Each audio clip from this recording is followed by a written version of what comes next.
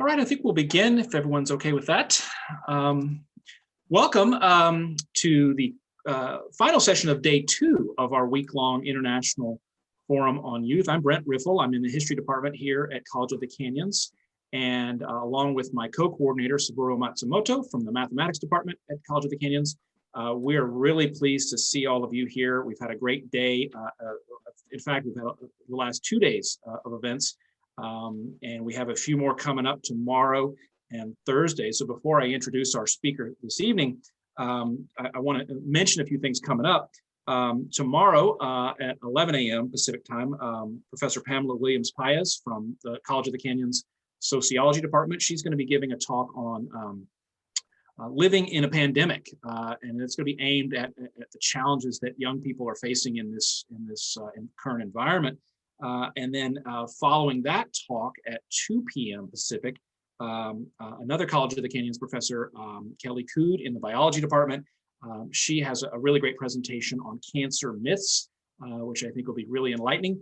And then Thursday, we have 2 more sessions at 11 a.m. Pacific. Dr. Reagan Romali, she'll be giving another talk on her experiences with young people, children that she adopted, I believe, migrating from China to the US and some of the challenges that they confronted. And then 2 p.m. tomorrow, we have, I'm really excited about this as well, we're going to have a scholars panel where we're going to bring in a lot of the people that have been giving presentations this week, and we're going to exchange ideas and go over some of the things that we've uncovered during this week-long event. So that's kind of what's on tap for the rest of this forum. But now, tonight, I'm really pleased to introduce our speaker for this evening, Professor James Arvanitakis. He is an acclaimed author, educator, researcher. His areas of interest include citizenship, resilience, piracy, and the future of higher education. He has authored over 100 articles, and his latest book is an edited collection entitled Teaching and Learning in Higher Education in India and Australia. He is currently serving as the Pro Vice-Chancellor of Research and Graduate Studies at Western Sydney University. He is also a lecturer and a member of the university's Institute for Culture and Society. And he's also a former Fulbright Fellow and visiting professor at the University of Wyoming. He is internationally recognized for his innovative teaching style and was the recipient of the Prime Minister's University Teacher of the Year Award in 2012 and an Eminent Researcher Award from the Australia-India Education Council in 2015. I told you he was acclaimed. He is also a former economist and free market advocate, and I'm really interested in, maybe we can learn about this, but he kind of changed his worldview after witnessing firsthand indentured servitude and child labor, and after years working in finance, has moved into nonprofit activism and work and education. So again, really pleased to have him join us here. And let's turn it over to James. Thank you, James. Thank you, Brent. Thanks, everyone. Hi, everyone. Greetings from Sydney, Australia, where I'm speaking to you today. I'm really honoured and humbled to be joining you, and I'm really excited about this topic, which touches on a lot of my work, looking at how we prepare for the next pandemic, really. And my argument is not just a pandemic, but the next event that's really going to throw us off, and how do we prepare both ourselves as educators, but our students. You probably notice I have an Australian accent. So one of the things that Australians do with their accent is we tend to talk really fast, and the more nervous we get, the faster we talk. So if I start talking too fast, please tell me to slow down. And we also have a way of merging our words. One of the things I did when I was in Wyoming, I would challenge the students to try and unpack some of the Australian slang, and they often failed. So if I do start talking slang or talking too fast, please feel free to interrupt.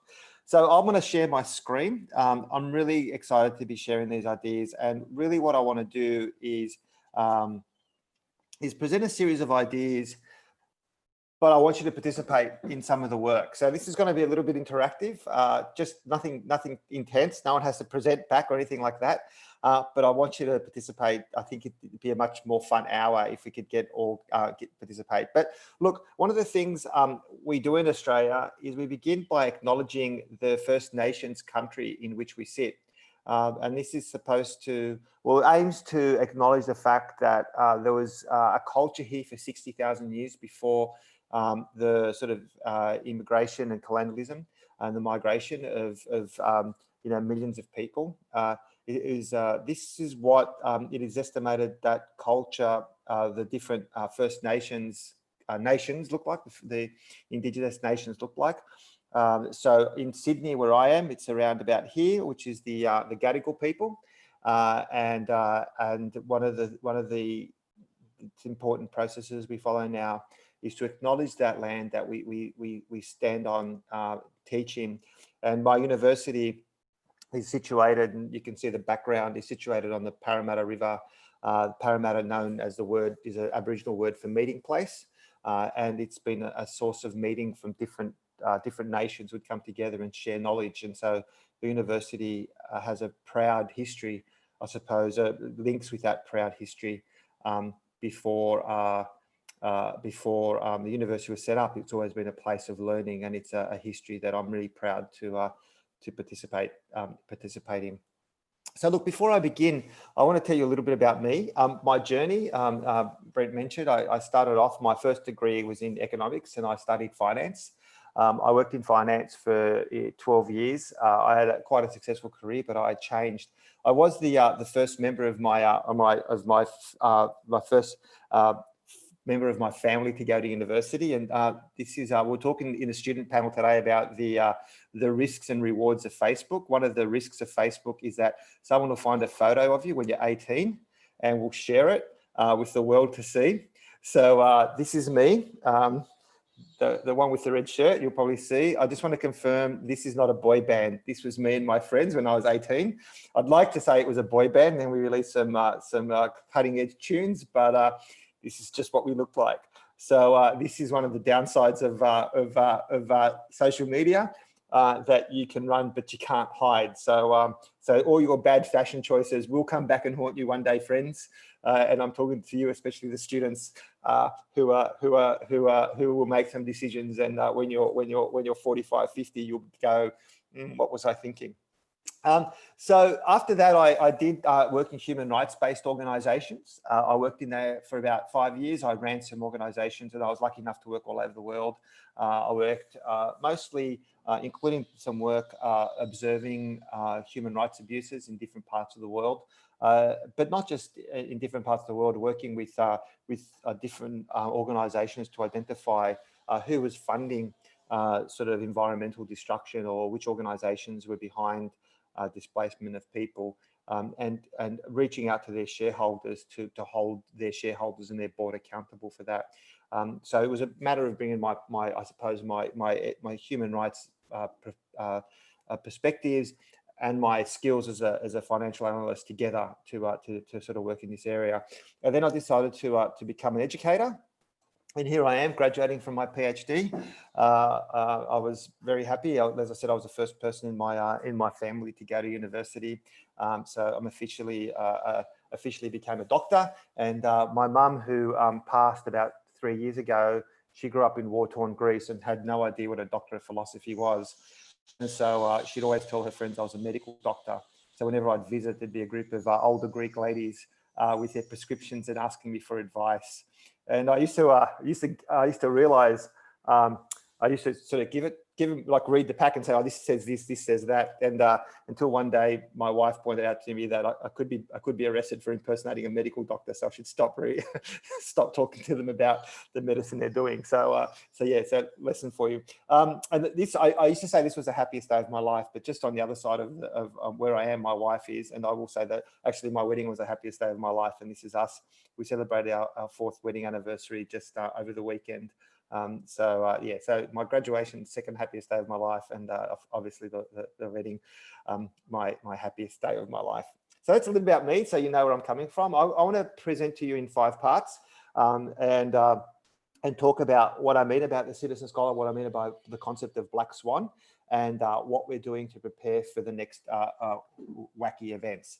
But before I do, I want to talk about the journeys that we all take, and I want to tell you about a journey in a sort of a relaxed way, to talk about how we're always learning and always making mistakes.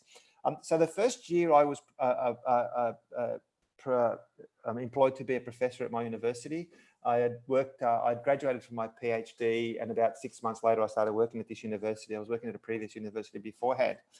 And I ran a subject with 464 students. I remember it very clearly, 464 students. And there was an invigilated exam. So an exam for, that students did in a centralized place, and the people observing the exam collected them and took them into a building, sorted them for me, and then I had to go collect them. And the idea was I was going to collect all the exam papers and distribute them to my teaching assistants, so they could assist me in the marking. I think I had like 8 teaching assistants at the time. So this is the campus in which I work. At one of my university has 7 campuses. This is one of the campuses at Penrith, which is in the outer suburbs of Sydney. And my office is in Building U, which you can see down the bottom. And I had to collect the exam papers, all 464 of them, from Building C. So that's about 300. I'd say about 300 feet, about 3 football fields of length. Is the way I see the world. So I thought to myself, I don't have a car. I didn't have a car at this point, and so I thought to myself, what do I do to collect these papers? So I looked around, and being the clever guy that I am, I looked around and I saw these things. Now, what these things are recycling bins. So I came up with the idea of, there was like a series of 5 recycling bins, and I came up with this idea of emptying 2 of the recycling bins of the paper that was in there. It's a recycling bin just aimed at paper. Emptying the recycling bins of the paper that's in there, filling up with the exam papers, and then dragging them back to my office, all the papers, and that was the idea. So I did that, and I sort of started walking across the campus, and I got about 3/4 of the way there until I hit this part here, which is the end of Building P going into Building U. And I hit some stairs, and I realized that trying to drag up these 2 lots of bins filled of paper was going to be close to impossible. So I thought to myself, okay, what I'll do is I'll leave one bin down there, and then I'll run up, I'll drag up the other bin, which I did. I dragged it up slowly up the stairs, probably about 40 stairs. And I got to the top, and it was a really hot day, and I was sweating, and I was struggling, and I was thinking to myself, okay, so, all right, so here I am. I've got a bin down there, and my office is about 20 meters that way. So what I'll do is I'll quickly take the bin, drop it into my office, and then go get the next bin. So I grab the bin and I drag it into my office, unlock the door, put the bin in my office. And just as I walk past my computer to head back to get the other bin, my computer bings like there's a new email. And I look down, it's a query from a student. So I then quickly respond to her query and just send off the query. And then I look down, there's another couple of messages from students who are worried about the results of the exam. So I just wanted to allay their fears really quickly. So I start typing all these responses without really thinking about anything. And before I know it, I'm caught in this sort of email world. And so I'm just typing my emails. And then while I'm sitting there, I heard this strange noise from my computer, from my office where I was sitting in at the university. And I look out the window, and the noise I heard was that of a truck, a big recycling truck, reversing to collect bins. And I'm like, okay. And then I realized, recycling truck, bins. I look up, and then I see my bin sitting there, and then it dawns on me that there's a bin of 220 or so exam papers sitting there outside. So I turn around and I run across, and okay, I've got to admit, like, we're going back about 10 years now, and I had like long hair, and it was all the ponytail, and it was a hot day, so I was wearing shorts and I wasn't wearing shoes. And I run out and I run downstairs in a total panic. I run out, and the bin's missing, right? And so I run over to the guy, and this guy's got the bin, and he's putting it about to empty it into the truck. And so I kind of throw myself at the bin and grab the bin. And this guy looks out the window, and he looks at me. And he's about to press the button, and he looks at me and he says, "What are you doing?" I said, "That's my bin." And he's like, "What do you mean it's your bin?" I said, "That's my bin. I need my bin back." And he's like, "You man, go away. I'm going to call security." And I'm like, "No, seriously, you can't get rid of this bin.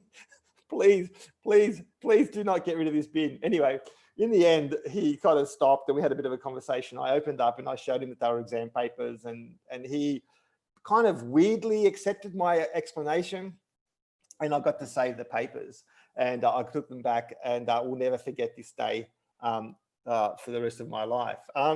So why do I share this story? Well, I share this story because I want to emphasize something that I picked up from the student panel earlier today. And again, I want to talk about how amazing that panel was, because what I want to emphasize is the fact that we're all learning, and we're constantly learning, and we all make errors. And in our journey, we have to confront change, and we never hit a magic point. I'm in Australia, a full professor. I have, as Brent mentioned, over 100 publications. I'm lucky enough in Australia to have a regular television segment in the news and a news channel.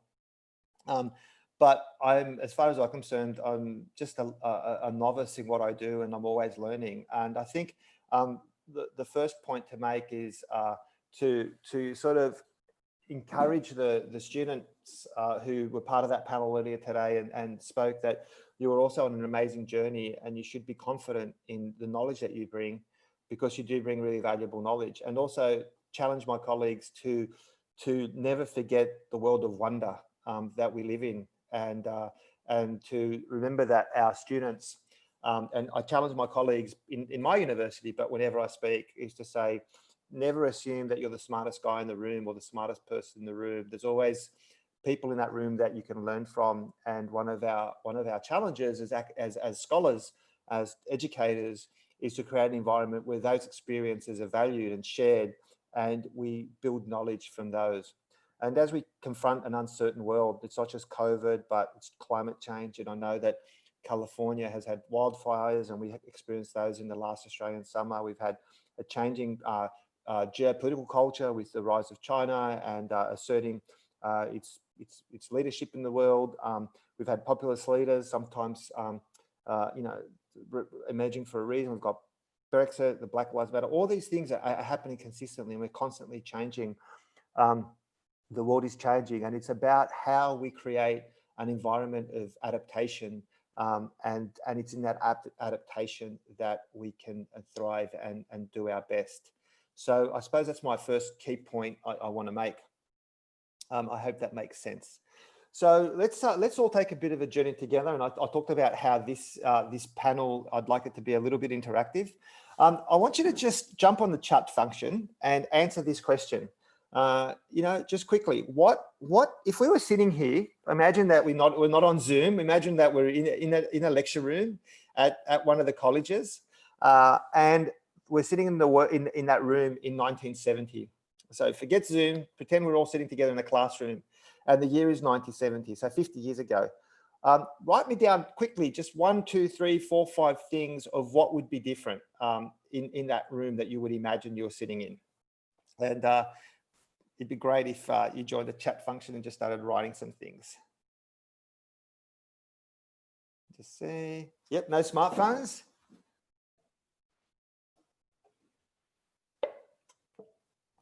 I'll give you 1 minute. And I'll mute myself for that 1 minute.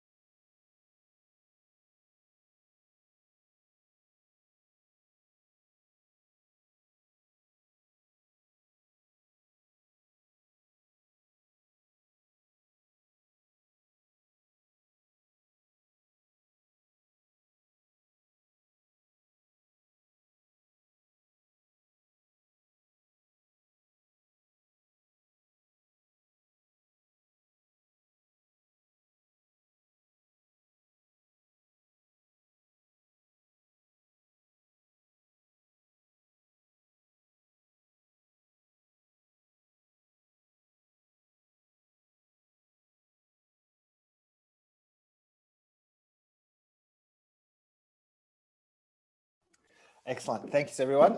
We'll leave it at that. Look, exactly right. So these are just some of the points that you made about smartphones.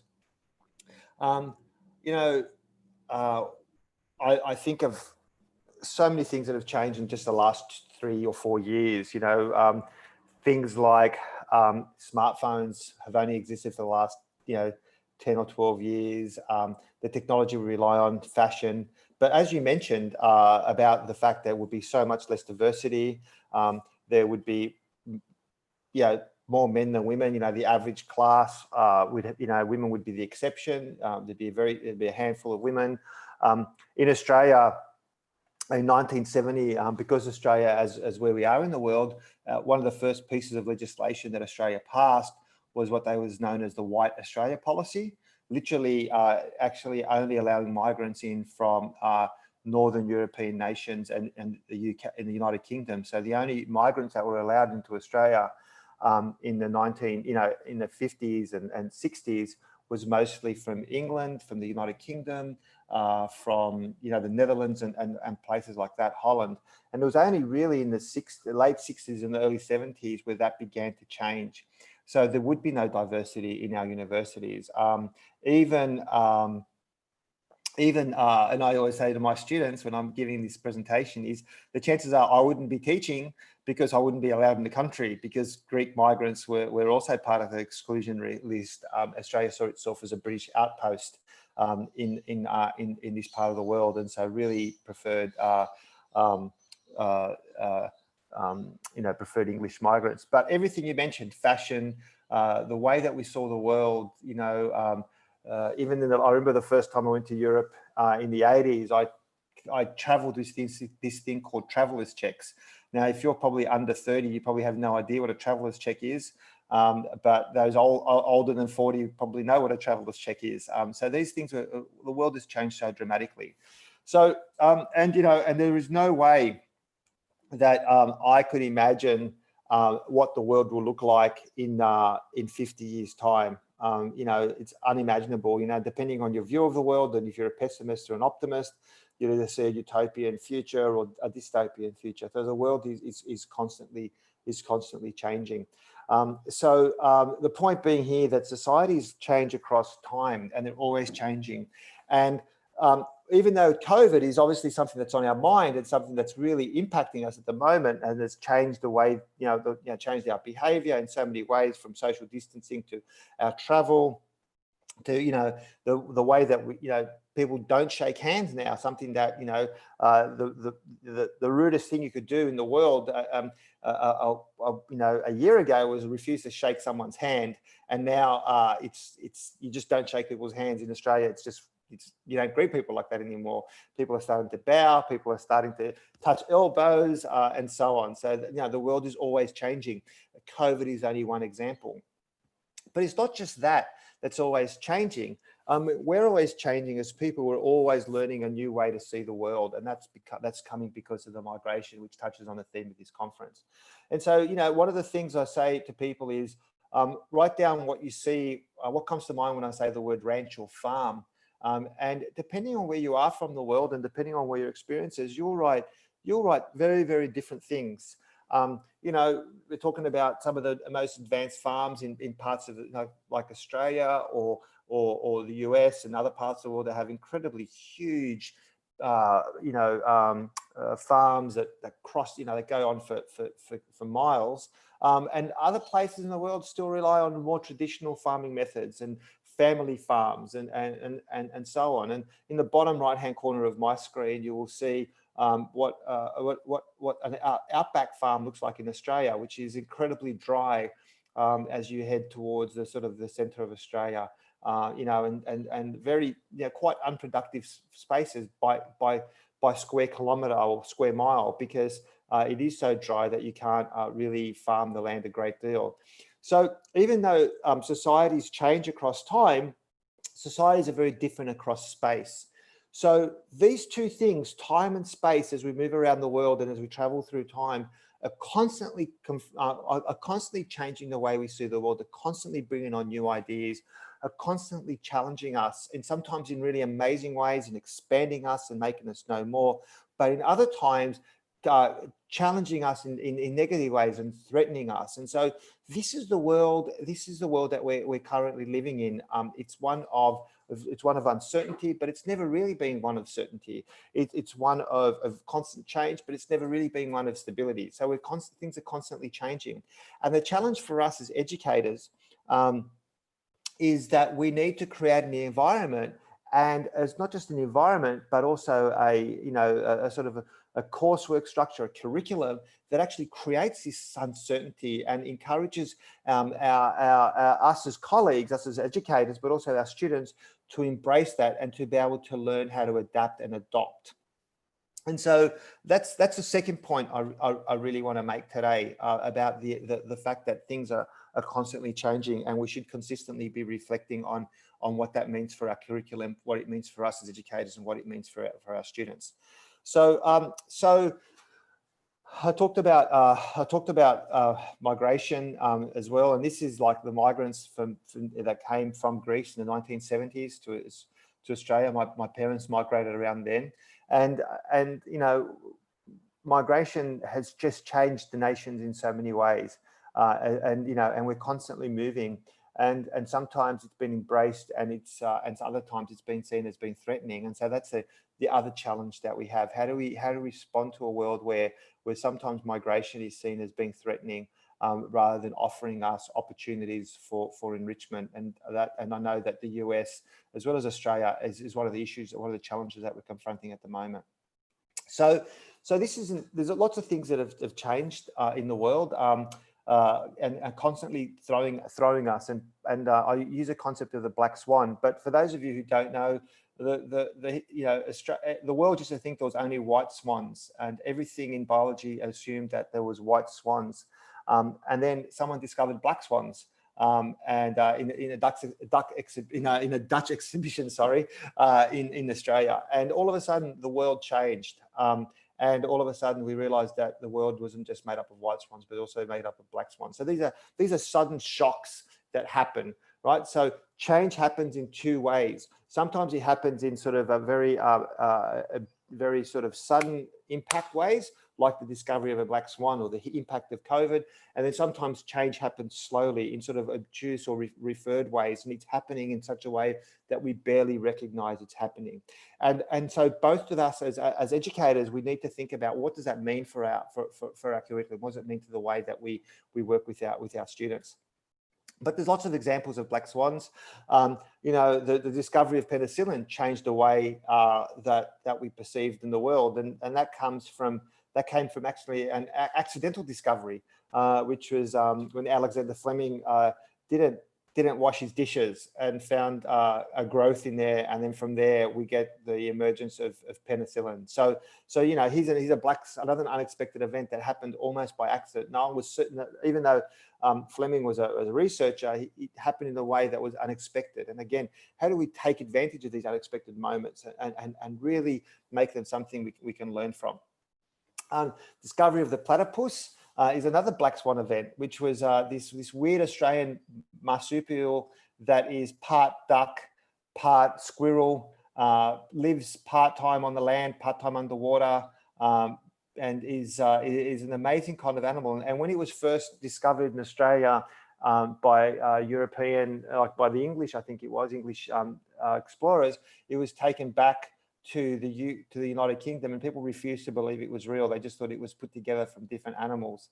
But it also showed a different way that evolution occurs, and how different animals are adapting to dramatically different climates. And the history of the platypus is a really amazing history that we understand about the concept of adaptation. The other thing that's been a big change is the concept that empathy matters, which is the rise of design thinking. It's almost, design thinking, the idea of putting people in the middle of what you design, is actually surprisingly a new idea. The famous old quote from Henry Ford was, "You can have any color Ford you want as long as it's black." Essentially put all the power into the design, into the hands of the manufacturers. And really, the rise of Apple smartphones and other Apple products really began to shift. It wasn't really, that's one example, but there's lots of examples where where we went, actually, people should have control. We should think about how people use things, and people can adapt to things, rather than actually just assuming that the manufacturers and the people who are building this stuff knows best. And this is the idea of this. One example I really love to talk about is the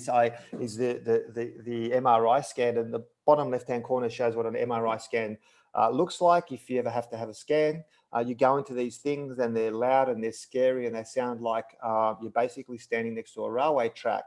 And the inventor of this has saved countless lives by identifying different the impacts of different diseases on the brain and so on, or trauma.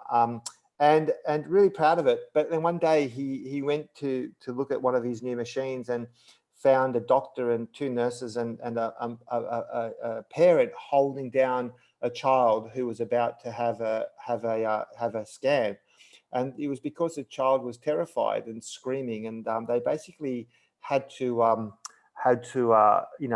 essentially sedate that child to put them through the machine. So he was horrified by this, and he actually went to a friend who worked at Disney and asked them for some advice about how to redesign these machines to make them child friendly. And so they asked a bunch of kids what they knew, what would make this machine appealing, and actually came up with a pirate machine. And so rather than being scary, it becomes something that attracts young children. Now, the reason I share this is because empathy counts. Just because we have a good idea, just because we have a scientific breakthrough, just because we know something, it doesn't mean that people are automatically going to adapt it. We need to understand what it means to them. And I think when we start looking at issues around climate change, or we start looking at other issues, we must realize that the fact that sometimes people don't adapt to things that might seem really obvious to a scientist is because we haven't put them at the center of their thinking. So again, how do you, again, this is an important insight into how we build curriculum, communication, and so on. And finally, the last point I want to make is one of my academic heroes, a guy called Paulo Freire. Some of you may know of him, others may not. And he wrote a really famous book called Pedagogy of the Oppressed. And in his work, his argument was that he was teaching Brazilian peasants how to read and write. And what he realized was that those peasants had as much to teach him as what he had to teach them. And this goes back to the thing I was saying before about, when I'm presenting or running a class, I always assume that the people in the room know more than what I do about things I have no idea. So the young international student who's had to travel across the world and confront culture shock to be in the class has things to teach me. The young woman who may have experienced negative gendered stereotypes has something to teach us, and so on. And so we need to kind of create an environment where we're always learning from each other. And I think that's also shifted the way that it's also been a bit of a black swan event for many educators.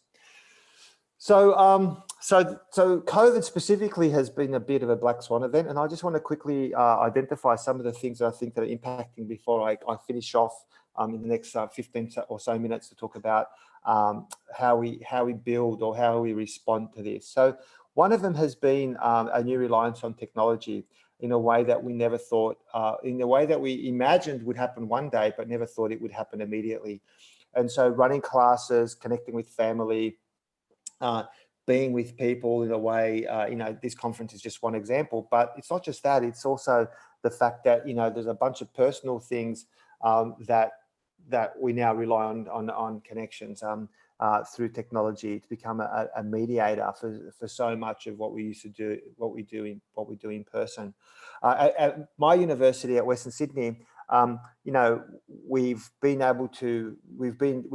running online Zumba classes to keep connected with the students, and online yoga classes to keep connected with the students, cooking classes, asking people to go out and grab like 5 ingredients from their fridge and then just, sort of getting them to share those ingredients and giving them tips on how to cook and so on. But it's this new reliance on technology.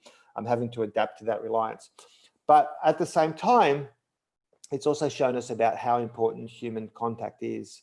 And for myself, I see this. My father is unwell and has dementia, and so I used to visit him a couple of times a week. We'd go sit with him and talk. But now I've tried visiting him. We kind of Zoom and things like that. But it's really hard for him to contemplate what's happening and understand what's happening. And so, we all of a sudden we become, this is my dad, all of a sudden we become really understandful about how much we rely on that human contact, on that human engagement, on that human touch. And so, yeah, technology is fantastic, but also, we do need to feel grounded. And without that, we also feel a little bit, we feel disconnected from the world around us. The third thing is happening is that the invisible has become visible, which I think is amazing. All of a sudden, this invisible thing called COVID-19 has become really visible to us. We've all of a sudden become really aware of things like viruses, but also germs and so on. And I have a good friend of mine, Melanie, and she was over the other day, and she said to me, see, us germ freaks are cool now. We knew these germs were around a long time ago and used to make fun of me, but now germ freaks are cool. And so, but being serious for a moment, it's really important that the invisible has become visible to us. The next one is we recognize our limits as humans. We used to feel almost that everything around us was unlimited, and all of a sudden we can't travel, we can't move like we once did, and some of the limits of our society are really becoming visible to us. And then the fifth point to make is that we do begin to appreciate the everyday. So in Australia, we had this massive lockdown for like a month where you weren't allowed to leave. Basically, you weren't allowed to leave your house for more than about 3 kilometers from where you lived, which is about 1.5 miles, and it's about 2 miles actually. And so all of a sudden, things like walking on, for those of us who lived in apartments, just things like walking on grass, and feeling grass underneath your feet became a really rare and beautiful thing. And sort of just appreciating those little things that all of a sudden became really hard to that were just gone. And then we had a city in the southern part of Australia called Melbourne, Australia. I think Australia's second largest city. They had actually like a 12-week lockdown because the virus got so out of control there that the government insisted on this like really long lockdown. So 12 weeks of people basically being confined to where they lived, with very, very strict rules, and police were fining and arresting people for breaking that lockdown. And and talking to friends down there, the things that they were missing were just just the little things in life. And I think all of a sudden we do appreciate what the everyday means. And this is that sense of wonder I talked about right at the beginning, that we should never lose our sense of wonder. So how do we help, or how do we confront this changing world? So I want to spend the next little bit of time talking about the world that's changing for students, for the sort of the next generation, and also then talk about how we adapt. So I hope that'll take us to about the 5 o'clock mark, I believe, or the 6 o'clock mark. I'm confused with time zones, so just bear with me. Okay. So look, what we must remember is that the world of work is always changing. So it doesn't matter which industry you're working or what you're studying, that you're going to confront a changing world of work. And that's really important, that again, it takes us back to this idea of adaptability. And you think about the way that our work has become distributed long before COVID. The idea of a friend of mine works for quite a large IT company, which I do quite a lot of work with her. And she's working with people from all over the world. And so we were talking about time zone hangovers. For some people it's a regular thing, and it's not such a new thing. But also the way that the industries have created, I suppose, displacement in some people. So some people have been displaced, and we get this fracturing of industries, which I'll talk about in a bit. So this fracturing of industries, it's had an uneven impact. And so for some people, they've really benefited from this this fracturing, and other people have really suffered from it, which is quite challenging. And here's an example of a work done in about the different United States sectors about who's vulnerable and who's not vulnerable in displacement. And we see this changing nature of work means that some people will be displaced and some careers will become quite fragile or quite vulnerable, while other careers will become increasingly in demand. So again, how we as educators sort of promote this concept of learning to learn, so we can learn to adapt to this changing environment. So part of the fracturing means that industries won't just disappear, they'll take shape, and very few industries just end up disappearing. In Australia, we've had this really amazing company that does sets up stage stage sets. That's it. And during COVID, all plays and all performances shut down. And so essentially they were displaced, but what they started doing was building furniture, work furniture that they could deliver on demand to people's doors at low cost. So knowing that people were working from home, they very quickly designed and built standing desks and so on. And that has been part of the way that industries have reshaped. So this is a really interesting one I found, was car manufacturing in the US. And it just showed that the physical manufacturing of cars has changed dramatically. But what's grown is design and engineering has become such an important part of that industry in the United States, where building cars used to be the main focus, and now it's design. So that's changing. So that means, okay, how do we have adaptation?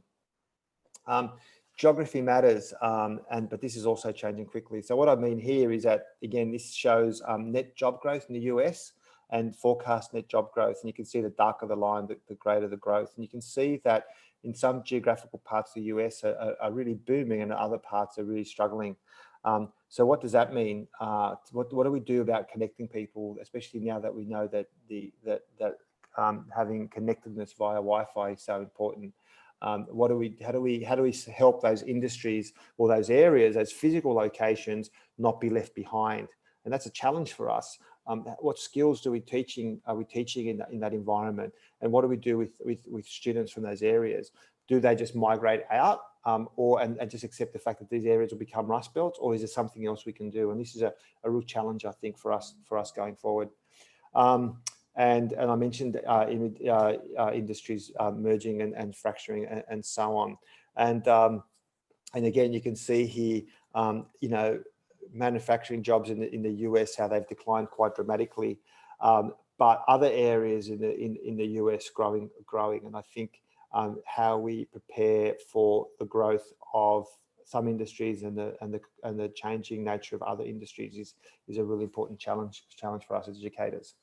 So what's a solution I offer? And the solution I've been working on over the last sort of 7 or 8 years, and the programs I'll be working here at Western Sydney, is this idea of the citizen scholar. And I will acknowledge colleagues in Canada, South Africa, and India, and also the UK, who have worked quite closely with me in developing these ideas. And so what we did was we did a kind of a high level research program where we interviewed leaders from large industries, small industries, from the armed services, community groups, and so on. And we talked about what is the ideal candidate? What do we need? What should we be building into our programs to prepare students for this changing world? And two things came out really clearly for us. One was that we should be building the role of a university or a higher education. I use university because that's a generic term in Australia, so I apologise for that. But it could be any sort of higher education, but even secondary school education is to have a twin purpose. One is to promote a sense of scholarship. That is that we do want people to learn, the really important sort of skills of scholarship that we expect. All the different types of literacies, including a digital literacy and so on. But also this sense of citizenship. And when I talk about citizenship, it's about It's about having a connection to people's community, but also having a sense of adaptability, building within the curriculums that we design that sense of different dimensions. So we want our students, say for example, if they're studying engineering, we want them to build a good bridge and a plane. We want them the bridge to be built that won't collapse. You know, we want the plane to fly. We want the engineers to know what they're building.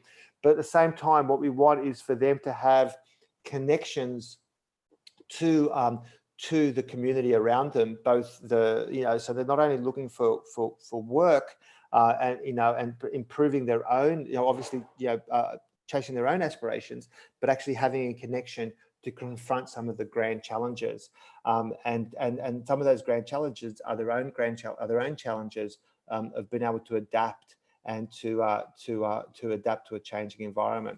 So I'll talk about a couple of concepts here. One concept that we've worked really hard to develop is this concept of mistakability, that is learning from your mistakes. And so what we try and do within the curriculum, for example, is rather than sort of giving someone an exam or a take-home exam or an essay to write, and just sort of saying, oh well, that's you get it right or you get it wrong. We created a process whereby mistakes are not only that we have a process whereby where mistakes are made, that we actually unpack those mistakes and make those learning moments. And so one example I can give you is when I set up a subject where I literally made it impossible for students to pass. Right? You could not pass. I created it was only a small class of about 30 students. And I created it in such a way that without them realizing, it was impossible for them to actually achieve the learning outcome, the sort of stated goals of the unit, which was essentially to set up a functioning and profitable business in 12 weeks, right? Now, who can do that in 12 weeks? No one. And so what I ended up, without them realizing, what I was assessing them on is how they were responding to their setbacks. So each time they would have a setback, which were basically every week, I would say, okay, let's discuss and unpack what went wrong there, why that hasn't worked, and so on. And so it became a process whereby we were learning by the mistakes and saying, okay, so what would you do different next week? And let's try it again. And so we kept on looping these mistake loops back into the learning processes. And so what I assessed them on was the process that they went through and how they assessed their mistakes, not the outcome that they gave me, if that makes sense. And so this was the one concept of the sort of the mistakability idea that we've been trying to build into curriculums. And there's others here which I won't unpack, but I'll talk through some of the themes that really drive in what we're doing. So one is empathy and design. So really going back to that empathy piece that I spoke about before. And challenging those to think about, if you're what you're learning about how that impacts communities around you. If you're doing an economics assessment and you're talking about, an industry closing down, what does that mean for the people? How do we assess what the impacts are? How do we design things that make people's lives better? And that's I think an important piece. The second one is to build collaboration and communication with people and machines. And this is an interesting one where a lot of the work we did identified that we talk about communication as a skill, but it's actually communication with other people, but also communication with machines. Machine learning and artificial intelligence is playing an increasingly big part in our lives. And so how do we actually create this interaction between humans and machines, but also then be able to use that to better communicate with people that aren't as exposed? So I'll give you an example. Increasingly we assess people's ability to get credit through not through an assessment that, say, a bank manager makes, but through a machine basically plugs in the numbers and tells you if you can borrow money or not. So what happens if someone gets rejected? What does that mean for them? How do we communicate why they are rejected and what they can do to build up their credit worthiness and so on? So this process is a really important communication process. So it's not just about them, not just about communicating with each other, but also communicating and acting as this kind of as this process of bringing people together. The third one is entrepreneurial skills and applicability or adaptability. And again, how do we build within the curriculum, and how do we create an environment whereby people can adapt to a changing environment? And so again, this goes back to some of the stuff I was talking about before with mistakability, creating sort of, I suppose, more innovative ways to challenge our student cohort as educators to get them to adapt to this changing environment. So not a, again, what some of the assessment structures that we're trying to build and that I've been working on building is not just it's not just sort of simply do this essay or do this project, but creating a process whereby what they're doing is constantly having to shift and seeing how they shift in that environment. The fourth one is, I mentioned literacy before, digital and data literacy, and we're working to build digital and data literacy across the curriculums. It doesn't matter if you're studying humanities or the social sciences or mathematics, that this is something that's important for all students going forward, or all graduates going forward. The fifth one is problem definition, not just problem solving. And this for me was a really interesting one, that often what we do is specify what we see the problem is and ask our student cohort to come up with a response. One of the things that we've been working on is to actually take it a step further and say things like, okay, this is the world around us. What do you see the problems are? How do you define the problems? And then let's move to solving them. Because sometimes, what we see as a problem is not the problem at all. Actually, it needs to be redefined. And I'll give you an example. This is a few years ago now. We had this situation whereby we're looking at an area in Sydney that was experiencing late night violence, and so there would be there's this area that's quite popular, has quite a popular nightlife, and at the end of the night, things closed down about 2 or 3 o'clock in the morning. Often there was violence sort of would follow late at night. And so what the sort of the local sort of authorities began to do was put stricter and stricter controls on accessing alcohol, would bring in more police and more security. And what they ended up finding was that the more police and more security, there was more confrontations led to more violence led to more arrests. And so it kind of got this kind of loop of security loop. And so this group of students I was working with, they investigated it, looked at all the data and identified, interviewed a lot of the authorities. And what they found was that they found where the violence hotspots were near little transport hubs. So where people were trying to catch buses and taxis home, we're trying to get home. And so what they kind of realized is that even though the sort of nightlife was finishing at 3 o'clock in the morning, all the transport out of the area would essentially disappear at like 1 o'clock or 2 o'clock in the morning. So people had no way of getting home. So then you ended up having people just roaming the streets or fighting to get into a cab and so on. And so what they came back with was, look, this is not a security problem. This is actually an event management problem. If you look at this as event management, it's about moving people out. So let's think about having an event. How would you move people out at 3 o'clock in the morning? What is it that you would do? Now, rideshare like Uber and that has changed some of those pressures, but at the time, and like I said, we're going back a few years now, where Uber was just at its infancy, it was people relying on public transport, and the fact that there was no public transport out of this area created the violence, and this was used to work with the local authorities to change the way. So the problem was not just about a security problem, the one was an event management problem, and dramatically changed. So this idea of problem definition, I think, is a really powerful concept. And finally, going back to the theme of this conference is about boundaries, crossing boundaries, and not just physical boundaries, but disciplinary boundaries. So I think the interactions that we have, both with international students, but also getting, in events like this where we get to cross time zones and space using this amazing technologies available to us to learn from each other, I think is important, and is something that all our student cohorts and all our colleagues should be exposed to. So it's right on time, right on the hour. So I'll leave it at that. I thank you for listening, and I do hope that was of benefit, and I'm happy to take any questions at all. Thank you. Yeah, thank you, James. Let's open it up to questions. If anyone has any comments or thoughts to share. I had a question, and I'm sure others will jump in here too. But James, you mentioned empathy a couple times, and I think that's something that we all value. And I wonder if you have thoughts on is empathy teachable? Is it something that we can embed in our curriculum in the classroom? How do we do that?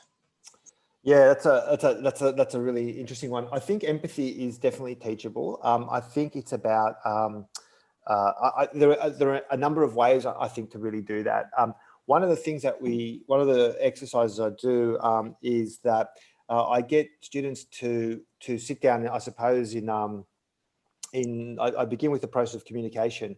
So I get students to sit down in a class and share a story or something that they've experienced. It doesn't have to be anything private, or it's just something that's experience that they've had an effect on them, or maybe what they're researching or something like that. And then what you do is you get the other students to listen, and then they have to share back to that student what they've heard, right? And what you say to them is, I listen to what they're telling you, and then communicate it back to them. It's a way of teaching people how to communicate, listen to each other, and understand what they're trying to say. So I think it's a way of actually putting, really, from communication, I think follows empathy. But the other thing that I've really worked hard to develop, and it's sort of an ongoing project, is the idea of what I call a combination of brave spaces as well as safe spaces. So when I talk about brave space, it's about the idea of people being able to share their experiences and their thoughts, but without judgment, and without sort of, I suppose, and sometimes, I want to say without repercussion either. So for example, someone might say, I feel this way because I've had this experience. And then people, rather than sort of labeling that, and I'll give you one quite a confronting example. Someone talking about how they had a negative view of one of the local communities. They were talking about one of the local Islamic communities, and they had a really quite negative view of it. And they spoke about how they had experienced some like verbal harassment as they were walking home one night, and I encouraged them to share that, and there was members of that community, and then they got to respond about what it was like to hear that members of their own community had treated somebody else like that. And so this person got to share that experience, and then they got to respond, and in a way, they didn't have to apologize because it wasn't them personally, but they got to hear each other and talk about, why did it happen and how did it happen and things like that. So it was a matter of trying to bring these different perspectives together. And what I was told at the time, what was really valuable was that the student said, I didn't want to raise anything because I didn't want to be labeled a racist, because I don't want to be seen as a racist, but what I want to do is, what was important to me was share how I felt. And so it was a matter of having these conversations and then being able to listen to each other. And so I encourage these conversations in my classes, but in a respectful way. So it's not about, name calling, and it's not about just sort of using inappropriate language, but it's sort of saying, look, this is my experience and this is how it's made me feel. And then people understanding how each other feel. And I think that they're parts of creating the idea of empathy. Thank you. Do you have other questions for our speaker? Looks like I've dazzled everyone, Brent.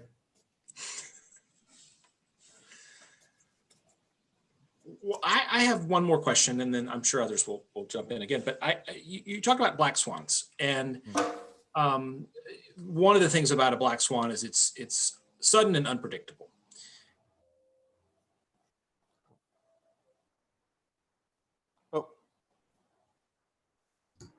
Is that me or? No, I think with, for instance, financial collapse or even the current COVID. Oh, am I breaking up? Yeah, we that was sudden and unexpected.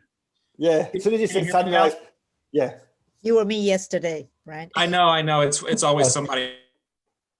Just wave at me to shut up if I have a problem again. But we can look back and find signals of black swans, right? That we think we can look back and find, oh gosh, there were warning signs of financial collapse or warning signs of pandemic. Are there things on your radar now ahead in the next 10 years and think, gosh, this could be the black swan, this could be the next thing? Don't put me on the spot, Brent. I'm really comfortable at predicting the future. I know. Yeah, look, I mean,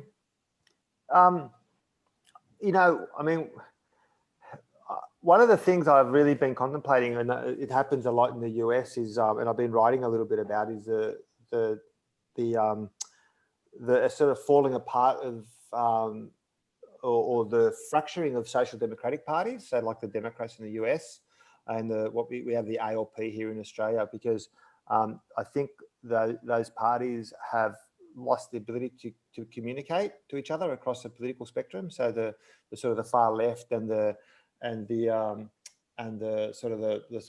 center left of the parties have actually begun to really fracture. And in a way, and what I've sort of was seeing in the US, and it's a funny time to be talking about this post-election, but what I was seeing in the US was actually this really discontinued, this kind of sort of saying, oh, one's about keeping to sort of moral principles and one was about compromise. And in a way, they lost the ability to discuss, well, what's the approach that we're going to take in dealing with the broader the broader public. So that's I think why is that important is because the fracturing of the political landscape, I think, is altering the way that we as communities can negotiate and find compromise. And I think you can see all those bits and pieces happening now. And one example is even with the sort of the election of President Biden, or soon to be President Biden, you can see that automatically already the Democratic Party is beginning to bicker about why they lost seats in the House, and they got these two massive worldviews. So I think that's one really interesting black swan that I think we need to look out for, and I think we need to address. The other one I think is if we go back and again I think it's a really interesting one. And it's probably not a nice one to talk about. Is for those who are into sociological theory, there's a famous author called Benedict Anderson, and Benedict Anderson talked about how nations come to be. And one of the things he talked about is what nations emerge because they have what he called national conversations. And the source of those national conversations are national media. So, a shared language. So they might not agree on things, but they actually see the same thing. So when a national newspaper, a national broadcaster or something like that. I think one of the perverse impacts of social media and the fracturing of the media has been that we're losing those national conversations. So the US, again, I mean, this is not just the US, but really when I was there, I would often pick a topic and research it across different platforms. And I'll give you an example. One topic was the impeachment of President Trump. First 5 pages of the New York Times and the Washington Post was about the impeachment. I went to Fox News.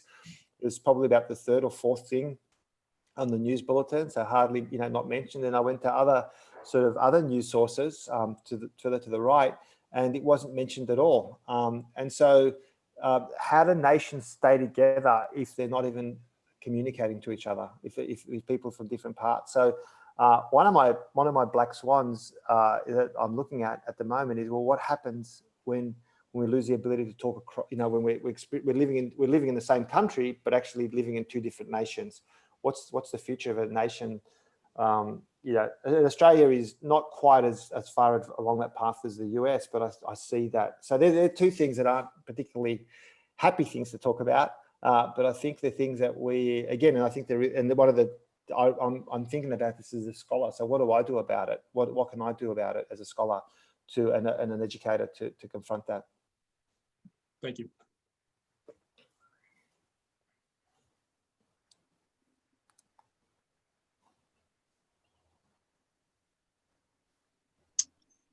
Any other questions for James? I have a quick question. So you said something about collaboration and communication between people and machines. I'm thinking about, myself as a student and how I'd love to collaborate with people, but we're not engaged right now, together. We all work independently from our homes and we're not able to really collaborate on different things. I'm wondering what would you suggest and how would you bridge that? How can we grow from that during this period? Because it seems like this is going to be on for a while. So how do we get past this and just collaborate a little bit more? Yeah, look, I think that's a really great question. And I always look at these challenges from an educator's perspective, as an educator. And so for me, collaboration has to be built into the curriculum. And often the way that we build, say, assessment structures is especially for group assessments, we kind of take a small assessment and just make it bigger. So you take a 2,000 word essay, make it a 10,000 word essay, and then say to everyone, okay, I'm going to put you in a group of 5 and you guys sort it out. And then what invariably happens when you do that, you get in a group of 5, you get 2 people that are committed, 2 people that don't care, and 1 person who wants to do work but kind of gets distracted by their boyfriend or girlfriend or whatever it is, right? So you end up getting 2 people that do work who get really angry at everybody else, and then the group falls apart. And for me, that's not an assessment that's gonna. So I think one of the things we need to do is there's specific ways that you can get people to collaborate in the structures that you do. And I think in this environment, it's more important than ever that people can actually find ways to collaborate. So you create assessment structures or curriculum that requires people to bring together different skills, and actually, and then in the assessment structure, you get people to both rank themselves, grade themselves on their level of collaboration, but also get their colleagues to grade them. So you have different cross points and say, well, I collaborated, and again, this is in some of the assessments I've put together, is to say, okay, well, how did you collaborate? Give yourself a mark out of give yourself a percentage and explain to me why. And then you get everybody else to assess everybody else's level of collaboration. And that becomes part of learning how to give each other feedback as well. So you give people guidelines about, well, and so then you might have this mismatch where you go, well, actually, you're telling me that you collaborated really well, but then your other 4 colleagues are rating you quite poorly. So where's the mismatch? Why has there been a mismatch? And so it's a way of people keeping in check with each other. And again, this goes back to the idea of grading, not just outcome, but grading process, and building that collaboration mechanism into what we do is really important. I hope that answered your question. So I do have one silly question, but what happened to those students who were in your class that was impossible to pass? Yeah, they all passed. I think it's about week 12. I think so. We have a 14-week semester. So in about week 12, it may have been a bit earlier, maybe week 10 or 11, there was a bit of an uprising. And the class all got together, and I walked in, and they were all sort of huddled together, and they were, pretty angry that they were going to all fail this subject. And I said to them, "It's all right, folks. This is how we're going to assess it." And they all calmed down. It was really interesting then, because then they kind of all breathed a bit of a sigh of relief and got into sort of focusing on process. And what I learned was actually to inform them of how I was going to assess them earlier on. So I was doing it as a bit of an experiment. As you can imagine, the colleagues at the university, some of the people that were much more senior than me, gave them a lot of heartburn that I was experimenting with the students. But it was a really great learning process, and they all ended up doing very well. So yeah, but they did very well. And actually, I will say, 2 of those students, one of them has gone on to win multiple awards with the organisation he set up. He set up an organisation called Catalyzer, which is actually teaching refugees and migrants to how to do startups. going to a startup course, but he's now made it available to different people, and he's won a number of awards, including an award directly from the Queen of England, who sent him a note of his success. And the other student set up another program, which she ended up receiving an award as a New South Wales, which is a state that we live in, Young Person of the Year award. And again, both those ideas emerged from that program, where they felt a little bit of pressure to come up with something a little bit more innovative. So it was fun. It went well. But I learned to run it better and give students less heartburn. Well, I want to be mindful of our time, and I also want to thank James. That was a really impressive and provocative talk. I really loved it. And if you liked what you heard tonight, James will thankfully be back with us for our final session of the International Forum on Youth, which is Thursday at 2 o'clock Pacific time, where we'll be exchanging ideas with other scholars as part of a scholarly panel. And we have one more thing to do. We have a full slate tomorrow, 11 a.m. Pamela Paez-Williams will be giving a talk on life under COVID. And then Professor Kelly Cood will be talking at 2 p.m. About myths surrounding cancer. And then we'll have more events on Thursday. But before